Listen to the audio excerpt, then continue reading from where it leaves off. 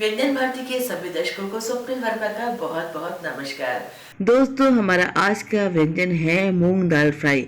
बहुत ही स्वादिष्ट बनती है ये दाल। आप बाटी के साथ, चावल के साथ, रोटी, पराठे जिसके साथ चाहे खाएं। तो चलिए देखते हैं कि इसे कैसे बनाते हैं। हमने 1 कप धुली मूंग की दाल ली है और दाल को अच्छे से 5-6 बार पानी से धो लिया है और धोकर इसे एक बाउल में रख लिया है। अब देखिए, ये धुली मूंग की दाल है और इसको भिगोने की बिल्कुल जरूरत नहीं, क्योंकि मूंग की दाल ऐसे भी बहुत जल्दी गल जाती है।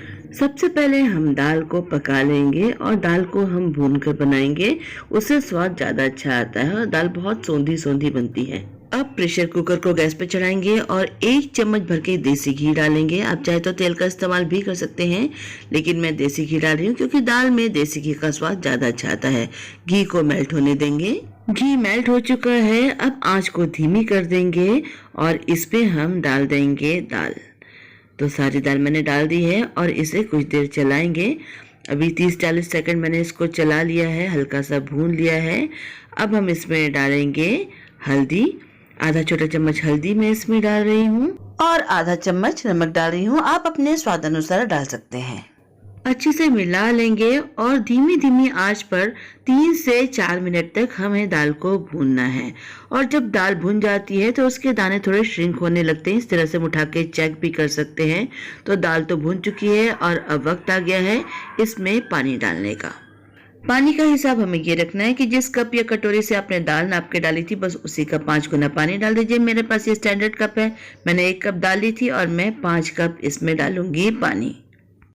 तो ये डाल दिया मैंने 5वां कप पानी। और बाद में हमें लगेगा दाल थोड़ी गाढ़ी है, तो छौंक के टाइम हम इसकी कंसिस्टेंसी एडजस्ट कर सकते हैं।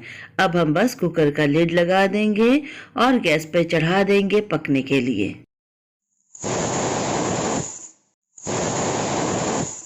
दाल को मैंने सिर्फ 2 सीटी हाई फ्लेम पे दी है। उसके बाद आंच धीमी करके 2-3 मिनट और पका के गैस की फ्लेम को ऑफ कर दिया है।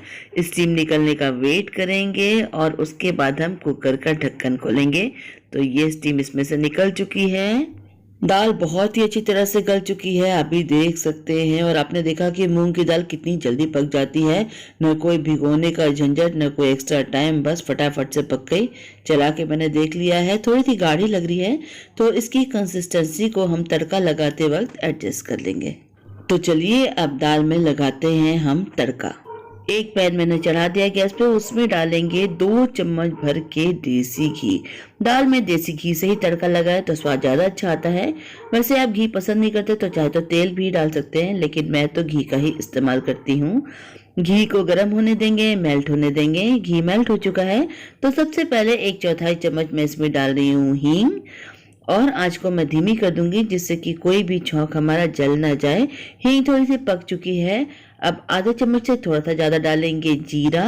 जीरा को भी तड़कने देंगे। इसके बाद हम बारीक कटी हुई प्याज डालेंगे। एक छोटी सी प्याज मैंने ली है, जिसे मैंने काट के बारीक बारीक रख लिया है और प्याज को थोड़ा सा पकने देंगे। प्याज थोड़ी सी पक चुकी है। अब इसमें हम डालेंगे कद्दूकस किया हुआ अदरक। लगभग 1.5 इंच लंबा अदरक का टुकड़ा मैंने कद्दूकस कर लिया है और उसे मैं इसमें डाल रही हूँ। आप चाहें तो प्याज और अदरक को पीस के भी डाल सकते हैं, लेकिन तड़के में कटे हुए टुकड़े का फ्लेवर ज्यादा अच्छा आता है। और आप चाहे लहसुन भी डाल सकते हैं, लेकिन मूंग की दाल में मैं लहसुन का प्रयोग नहीं करती हूँ।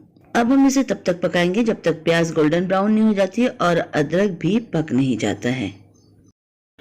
प्याज गोल्डन ब्राउन हो चुकी है। अब इसमें हम बाकी के मसाले डालेंगे। तो अब मैं इसमें डालूंगी सूखी लाल मिर्च।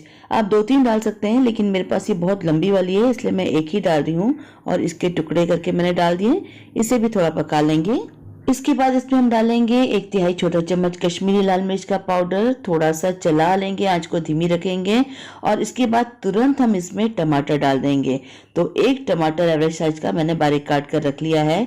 मिर्च डालने के तुरंत बाद टमाटर डालना जरूरी है, क्योंकि मिर्च को हमें जलाना नहीं है। इसके बाद अब हम इसमें डालेंगे आधा छोटा चम्मच धनिया पाउडर और थोड़ा सा गरम मसाला। और नमक हमने दाल में भी डाला था, लेकिन इसमें भी थोड़ा सा नमक डालेंगे, क्योंकि एक तो हमें पानी ऐड करना है तो दाल की क्वांटिटी बढ़ जाएगी। नमक कम नहीं होना चाहिए और टमाटर भी जल्दी गल जाते हैं नमक डालने से, तो थोड़ा सा नमक भी मैं इसमें डाल रही हूँ। कुछ देर तक इसे चलाएंगे और इसे भूनेंगे जब तक कि टमाटर अच्छे से गल नहीं जाते।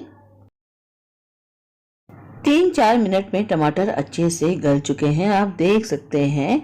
तो इसके बाद हमें इसमें डालना है पानी, क्योंकि दाल थोड़ी सी गाढ़ी हो गई थी, तो मैं 1 कप पानी इसमें डाल रही हूँ। बस अब पानी को हम बॉईल होने देंगे, उसके बाद ही इसमें हम दाल ऐड करेंगे। और पानी बॉईल होने लगा है, आप देख सकते हैं। तो अब सही वक्त है दाल ऐड करने का। इसमें हम डाल देते हैं दाल और इसे इस तरह से चलाते हुए हम दाल को अच्छे से मिक्स कर लेंगे। ये देखिए कितनी अच्छी तरह से मैंने मिक्स कर लिया है। बस थोड़ा सा इसे उबलने देते हैं और दाल हो चुकी है अच्छी तरह से तैयार। थोड़ी सी एंड में इसमें हम डाल देते हैं धनिया पत्ती, मिक्स कर लेते हैं और गैस की फ्लेम को ऑफ कर देते हैं और इसे हम कर लेते हैं डिश आउट।